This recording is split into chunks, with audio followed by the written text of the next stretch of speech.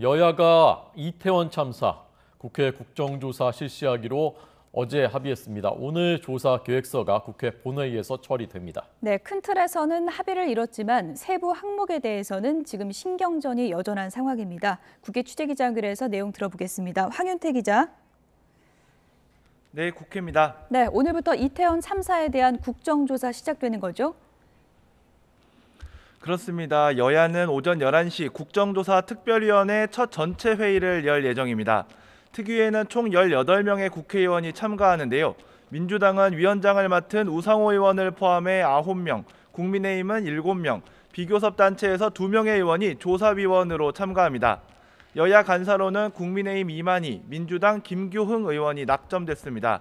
이렇게 구성된 국정조사 특위에서는 국정조사 계획서를 채택해야 되는데 특위활동 기간과 국정조사 대상 등 구체적인 내용이 담깁니다.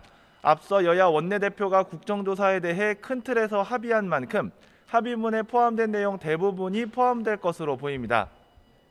특위에서 논의된 국정조사 계획서는 오늘 오후 2시 본회의에 상정돼 표결에 붙여질 전망입니다. 오늘 본회의에서는 오석준 대법관 후보자의 임명 동의안 표결도 함께 진행될 것으로 보입니다. 네. 그런데 아직 합의 안 된 것도 남아있는 겁니까? 그렇습니다. 어제 여야 원내대표가 서명한 합의문을 꼼꼼하게 뜯어볼 필요가 있는데요. 먼저 조사 기간을 두고 여야는 오늘부터 45일 동안 국정조사를 진행하고 본회의 의결로 연장할 수 있다고 뜻을 모았습니다. 국민의힘은 국정조사 합의를 하긴 했지만 여전히 경찰 수사를 통한 진상규명이 더 중요하다는 입장이어서 추가 연장 기간에 신중한 입장입니다. 반면 민주당은 본회의 의결로 연장이 가능한 만큼 조사가 부족하다고 판단하면 언제든 연장이 가능하다는 입장입니다.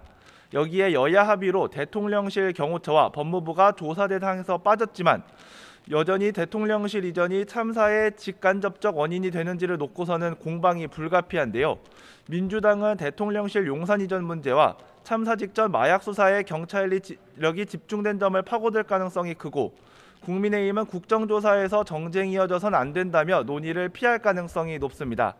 또 수사 중인 증인을 채택하는 문제에 대해서도 기싸움이 예상돼 예산안 처리 이후 본조사가 시작되기 전까지는 험로가 예상됩니다.